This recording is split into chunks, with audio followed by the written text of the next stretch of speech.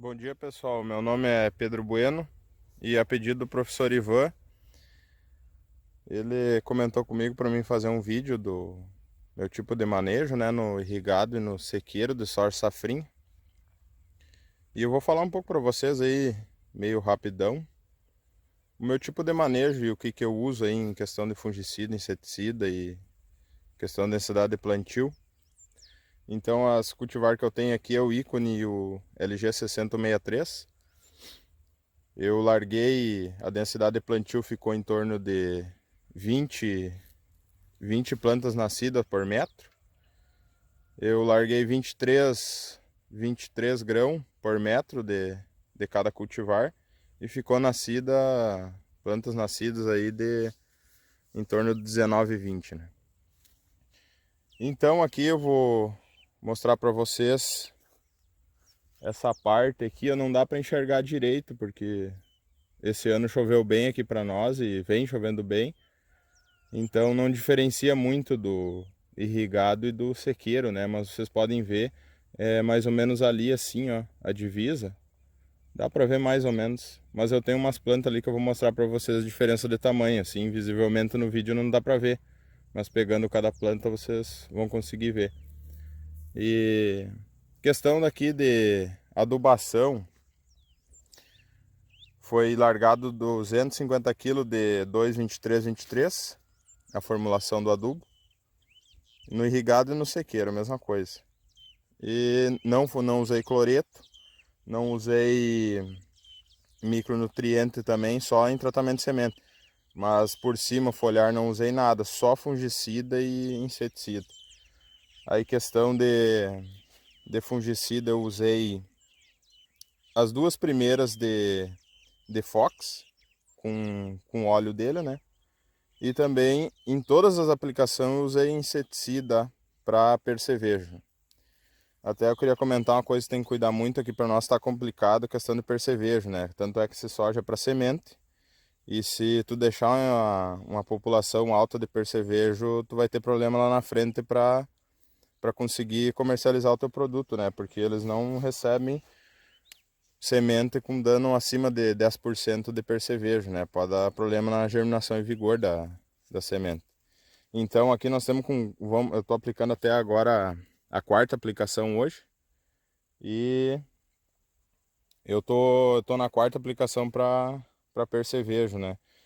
Usei nas duas primeiras o acefato e nessas duas últimas agora, na terceira eu tô usando o cloripirifos e na última eu vou usar o cloripirifos também, que eu até comprei ele. Então, assim, ó, em questão de diferença de tamanho de planta, eu vou mostrar aqui para vocês. Eu arranquei duas. Aqui tem uma planta do sistema de sequeiro. Vocês podem ver aqui. Depois eu vou mandar uma foto também para vocês contar aí as quantidade de vagem, né, que tem em cada uma. E aqui eu tenho uma planta do sistema irrigado. Vocês podem ver, ela tem um palmo, uns 20 centímetros por aí, de altura a mais que a outra. Olha a diferença. O sistema radicular também é melhor, né, porque questão da água, né. E aqui, ó, como vocês podem ver, elas estão bem sadias, né? Porque as aplicações foi em dia, de 15 em 15 dias eu aplico, independente do clima. Daí se chover no 15º dia, no outro dia ou no próximo eu já aplico, né? Não deixo de aplicar. E o que mais dava para comentar também? Aqui não dá para enxergar muito bem porque, que nem eu falei antes, choveu bem, né? Então não se diferencia muito. Mas falando novamente dos custos, né? Então as duas primeiras aplicações de fungicida foi de Fox. Uma até um pouco eu usei o Fox X Pro para mim experimentar. Por enquanto não estou vendo diferença, tá a mesma coisa. Vamos ver na hora de colher. E daí as duas últimas eu usei Sphere. Estou usando Sphere agora também. E daí 4 aplicação para percevejo de inseticida. A adubação foi essa, 250 kg de 2,23,23. E a gente tem aí um soja, né? Tem esse soja aí, ó. O soja tá bem sadio, né? Porque fungicida. Ah, usei protetor também. Mancozeb junto com fungicida. Podem ver aí que o soja tá bem. Aqui é a parte do irrigado. O soja tá bem bonitaço. O que eu tinha, cultura antecessora aqui, eu tinha milho, né? No pivô e no sequeiro também, o manejo é o mesmo. E acho que era isso. Se faltar alguma coisa, eu vou mandar esse vídeo pro professor. Se faltar alguma coisa, se ele quiser que eu ressalte melhor. Daí, uma coisa também que eu esqueci de comentar no vídeo anterior, o professor pediu, questão da cultura antecessora, né, pessoal? Eu plantei milho tinha milho aqui e minha produção de milho esse último ano não foi tão boa pelo fato de que as noites foram muito quentes. O pessoal aqui da região, todo mundo estava reclamando que milho debaixo de pivô estavam colhendo 180, 190 por hectare, no máximo 200, e não estavam entendendo o porquê. Daí todo mundo conversando, aí fomos em algumas palestras aí, e o pessoal chegou à conclusão que as noites foram muito quentes, o clima está muito quente, né? Agora no nosso verão. Antigamente não era tanto, né? As noites, como o milho não gosta de noite muito quente, isso foi um fator principal aí para baixar a produção. E eu fiquei em torno aí de 190 por hectare de milho, e no sequeiro eu colhi 145, fechei de média nessas bordaduras de pivô. Não plantei área grande de sequeiro, né, de milho. E nem tenho área grande agora de safrinha, porque eu plantei esse último ano só as bordaduras do pivô. E então, comparando irrigado e sequeiro para milho, aí foi uma diferença aí de 40 sacos por hectare. Não sei, não fiz ainda os cálculos, não acredito que vai meio empatar, entendeu? Acredito que plantando em sequeiro, tô colhendo 145 sacos por hectare, e em piventa seja melhor plantar só no sequeiro o milho, então. Mas aqui o meu problema foi questão de rotação de cultura, que eu venho com... Eu venho aí faz 4 anos, a gente vem aí plantando milho e soja, né? E daí, nesse intervalo depois que eu tiro safrinha de soja, a gente planta uma aveia, né? E depois desseca e planta o milho. O que eu vou fazer agora esse ano, eu vou tirar o safrinha e vou plantar trigo, entendeu? E daí não vou plantar milho esse ano, vou plantar soja daí, depois do trigo, né? Porque tá faltando uma rotação. Eu fiz análise de solo aqui da minha lavoura, fiz agricultura de precisão aí esse último ano. O meu pH ficou em torno de 5,5, 6 algumas partes 6,5, então tem que aplicar, fazer a calagem, né? E também questão falando um pouco de matéria orgânica, palhada de solo, minha matéria orgânica aqui está em torno de 3, 2,5, algumas partes 3,3 de matéria orgânica, então acredito que com trigo, mais uns 2 anos aí eu fazendo uma rotação de cultura boa, eu consigo aumentar aí um meio ponto na minha média de matéria orgânica, né? Isso é muito importante. E questão de compactação de solo, a gente não precisa nem... Acredita aí que quem tá sendo instruído aí pelo professor Ivan, ele tá falando para vocês que no irrigado a compactação de solo é bem maior, né? Até pelo fato do impacto da gota, né? Se tem mais água, a tua compactação vai ser maior. Então, acredito que o manejo seria com raiz, tentar enfiar a raiz para baixo do solo, para poder descompactar esse solo. E eu acho que era isso daí. Em questão de custo de irrigação, daí falando assim um pouco de custo de irrigação,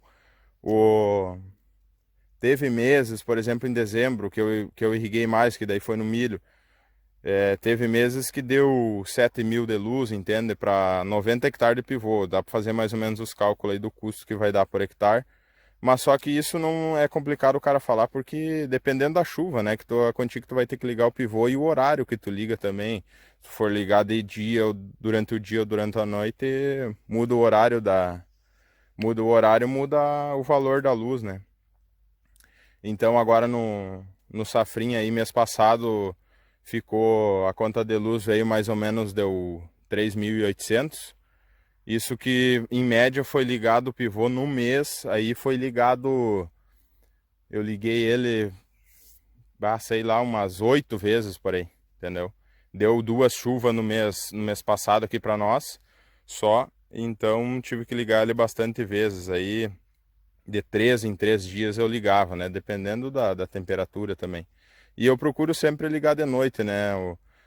O pivô é complicado assim tu manejar. Ele não é primeiro ano tu vai botar um pivô, tu vai conseguir atingir máxima produtividade de um milho ou de um soja. Aí quem lida com pivô aí, o pessoal da turma aí sabe como é que é e ou já ouviu falar, né? Não preciso. Vocês vão dizer, o que o P tá falando coisa, todo mundo já sabe, mas tô mais só relembrando, né, digamos assim. E assim, ó, o pivô você paga. Eu aqui para nós está se pagando, entendeu? Mas tu tem que cuidar o teu manejo, assim, ó. Tu não pode esquecer dele, entendeu? Tu tem que cuidar o teu manejo em questão de horário de ligação, o que tu vai pôr para rotação de cultura. Tem que fazer muita rotação por causa da compactação de solo. A parte do canhão do pivô compacta muito. O canhão, assim, ó, a gente tenta regular de tudo que é jeito.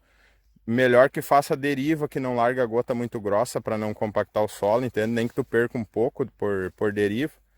Mas a compactação de solo é complicada, né? Porque depois tu vai ter que mexer com ferro aí, pé de pato, escarificador. Não fica bom, né? Revolver a palha do solo. Então tem que mais para frouxar mesmo o solo é melhor. Eu vendo assim o nosso tipo de manejo, até porque falando um pouco também de 3 anos atrás, a gente descalificou todo o nosso pivô, né? Dá 92 hectares o pivô. A gente descalificou todo ele. E assim, no momento a gente estava apavorado porque a compactação estava muito grande. A gente errou, não podia ter escarificado. Eu sou contra isso, porque parece que o solo da camada superficial dele, de 0 a 25 centímetros, isso aí, a compactação aumentou depois. Aquilo no primeiro ano foi tranquilo, sabe? O solo tá fofinho e coisa, vamos atracar. Mas aí, segundo ano foi aumentando, terceiro ano, e agora tá bem compactado o solo. Então, o que teria que fazer é botar um nabo, né? Pra questão de raiz, botar uma aveia ou plantar um trigo para questão superficial. Um trigo é bom para descompactação superficial, né? Pelo sistema radicular dele. E mesmo assim, tu pensando, um milho, como é que o milho vai deixar compactar tanto solo? Mas é que o problema é que tu tem muita água, né? Tu irriga demais, quando precisa tu tem água, então a compactação é muito grande, né? Resumindo tudo, se eu tivesse dinheiro, eu colocaria outro pivô. No momento não tem como, mas o manejo do pivô tem que ser muito bem feito, né? Senão, acredito que tu segue empatando e tu tem mais a tua parcela do pivô para pagar, né? Quando tu coloca. Então, acredito que assim, agora, claro, esse último ano aí, que nem no Safrinha, tem Safrinha, o pessoal aqui tá chovendo mais ou menos, mas a diferença de produção de um irrigado e de um sequeiro, para a Safrinha aqui, acredito que vai ser de 10 sacos de diferença, até mais, 15 sacos, entendeu? E agora, como o preço do soja tá bom, então acredito que daí vale a pena, entende? Mas isso aí tudo depende de preço, mercado, tem tudo isso, mas isso eu acredito que todo mundo sabe, quem está fazendo aí práticas já passou por todo esse processo da faculdade aí, já está sabendo legal disso aí, até mais que eu. Mas era isso aí então, pessoal. Um abraço para vocês aí, boa aula.